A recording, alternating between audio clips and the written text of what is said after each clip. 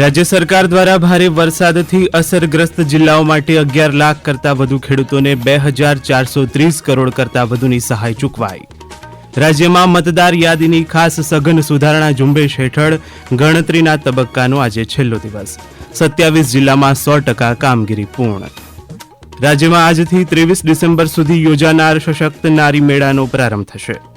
જસદણમાં બાળકી સાથે દુષ્કર્મ આચરનારા આરોપીએ પોલીસ કોન્સ્ટેબલ ઉપર હુમલો કરીને ભાગવાનો પ્રયાસ કરતા પોલીસે ગોળી મારી.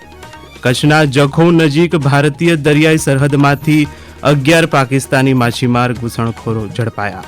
અને દિવાળીને યુનેસ્કો દ્વારા અમૂર્ત સાંસ્કૃતિક વારસાની પ્રતિષ્ઠિત યાદીમાં સામેલ કરાતા રાજ્યના 33 જિલ્લાના વિવિધ ઐતિહાસિક સ્મારકો ઝળહળ્યા.